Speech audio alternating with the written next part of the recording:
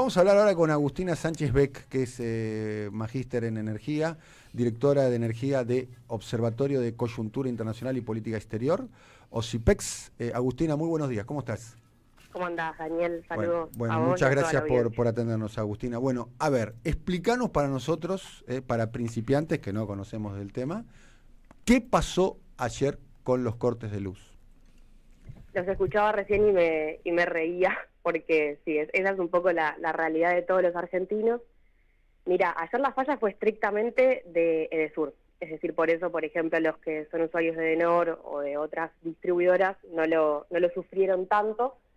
Eh, Fue una falla de una línea de sur que terminó ocasionando la desconexión de dos centrales de generación que básicamente nos proveen la electricidad a lo que es el sur de la capital y el sur del conurbano bonaerense, por eso fue ahí estrictamente. Ahora, me parece que, escuchándolos lo que ustedes decían recién, lo que pasó ayer fue un caos. O sea, la ciudad era un caos, gente que se quedó encerrada en el subte, lo de los semáforos que decía recién tu colega, hospitales sin luz, o sea, fue un caos.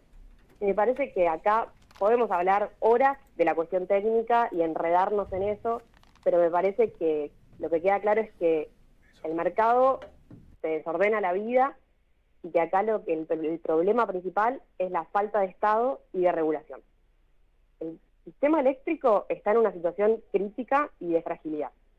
Digamos, y si el Estado no se pone a planificar cómo abordar seriamente esta situación, esto va a ir de mal en peor porque la situación climática está cambiando en Argentina y en el mundo, con lo cual si el Estado no se pone a planificar y abordar eso en base al sistema eléctrico, esta situación la vamos a vivir todos los veranos. Y miren, estamos hablando de esto ahora porque pasó acá en el centro de la capital federal y en el AMBA.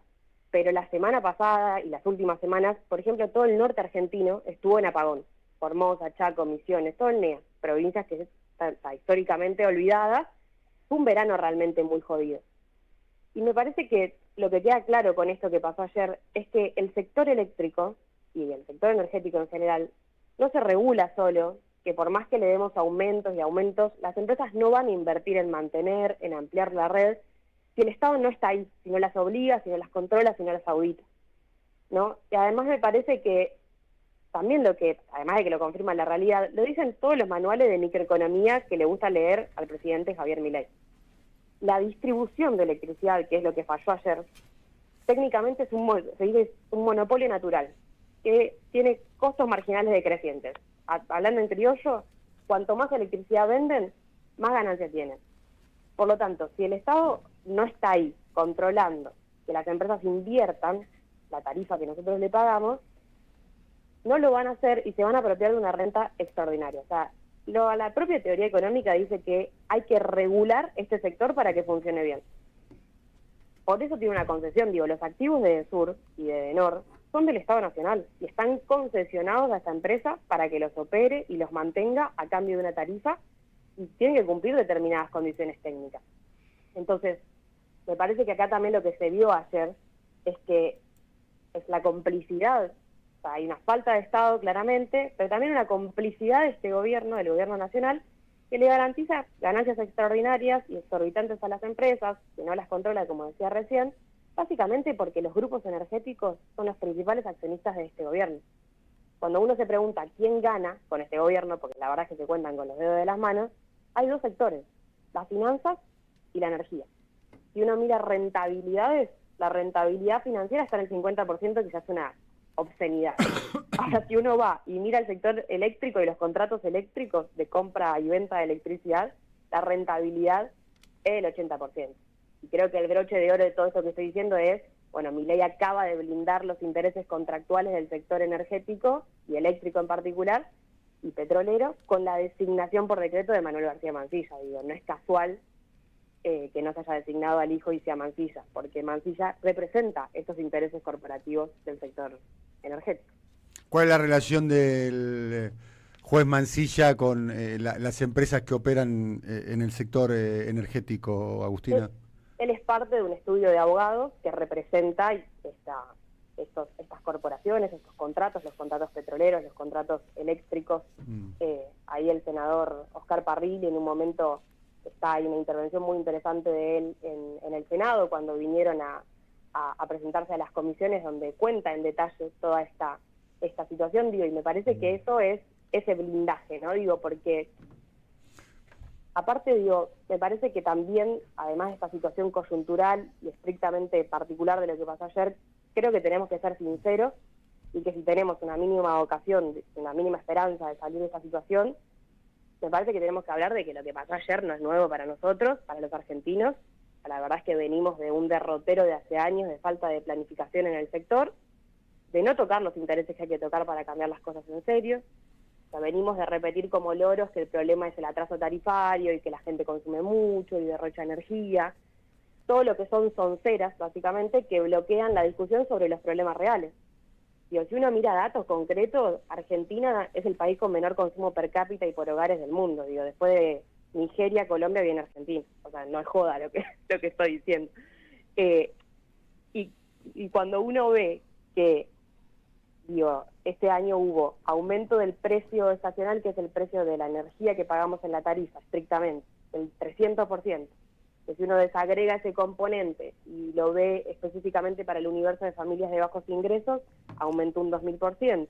Cuando uno ve que a las distribuidoras, que es lo que falló ayer, le aumentaron un 270%, que al transporte, que fue lo que falló en el NEA, le aumentaron un 180%, bueno, entonces me parece que el problema es más complejo y que no tiene que ver con que si pagamos, entonces el sistema va a funcionar bien, ¿no? Digo, y con esto que estoy diciendo, no es que estoy planteando que hay que tener todo subsidiado, digo, al contrario.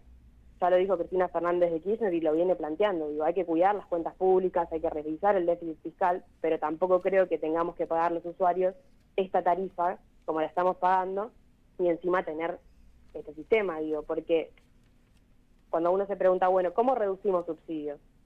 La posta y lo que hay que ver es el costo del sistema eléctrico, que es cuánto nos cuesta generar la electricidad y que llega a nuestros hogares. Y si uno se sienta, agarra datos y desagrega, se ven dos cosas muy claras. La primera es que el principal costo es el combustible que usan las centrales térmicas, que son las centrales que generan electricidad a partir del gas, que esa es toda nuestra matriz eléctrica, o sea, el 58% de la matriz eléctrica argentina es térmico, es decir, de gas, con lo cual en el país de Vaca Muerta el mayor consumo es el combustible. Y el segundo gran componente son los contratos de compra de electricidad que se firmaron estrictamente durante el gobierno de Mauricio Macri, contratos renovables y contratos térmicos que tienen estas rentabilidades que yo les decía antes. Entonces, ahí ve que, por ejemplo, en julio del año pasado, del 2024, el costo de generación por megavatio hora llegó a $94, una brutalidad, con $1 planchado. Y para que se entienda lo que digo, uno va y mira ese mismo precio en Estados Unidos y están $30-40. Entonces, eso también es llamada para el presidente Javier Milei, que si uno mira la política energética de Trump, realmente está buscando tener una política energética soberana de reducción de costos para los estadounidenses. Ahora, ¿cómo solucionamos el problema de los cortes? Bueno, tenemos un sistema desintegrado que hace 30 años copió el modelo inglés, lo dividió en 3 partes, en la generación, en el transporte, en la distribución, 3 modelos de negocio distintos, que es un sistema caduco. Porque miren, el contrato que tiene el Estado con Edesur, que además de que no lo controla porque representa todo lo que les decía antes, lo firmó el Estado en los 90. Es un contrato por 100 años, que se hizo en la convertibilidad, en un modelo macroeconómico que terminó con 20 muertos en la Plaza de Mayo. Entonces digo, estamos hablando de un sistema que realmente está terminado.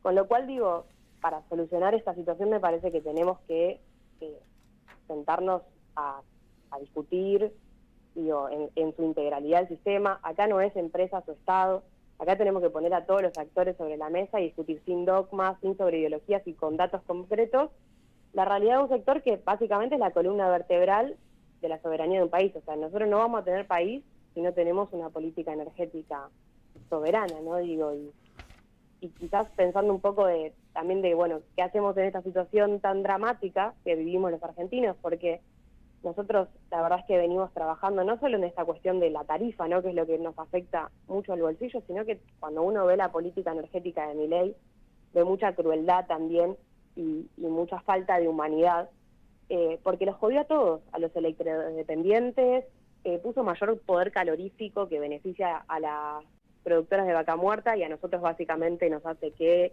podamos morir por por inhalación de monóxido de carbono, o sea, por intoxicación.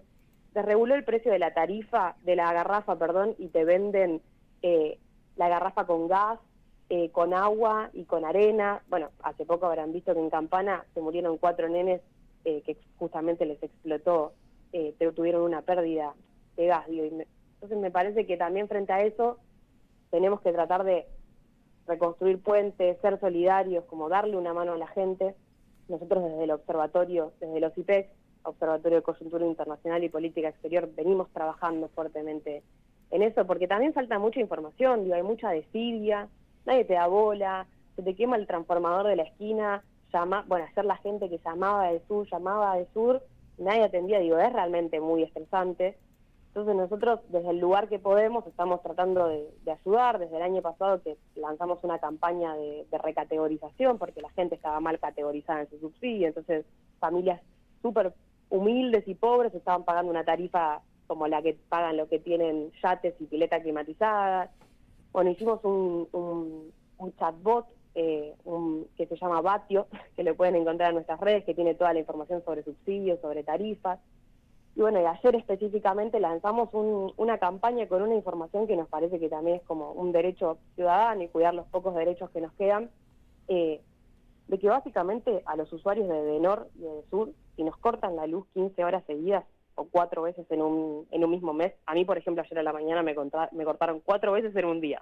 O sea, si pasa eso, nosotros podemos reclamar que las empresas nos hagan una compensación económica. La compensación económica puede ser de hasta una factura y media o hasta 2, depende un poco del consumo.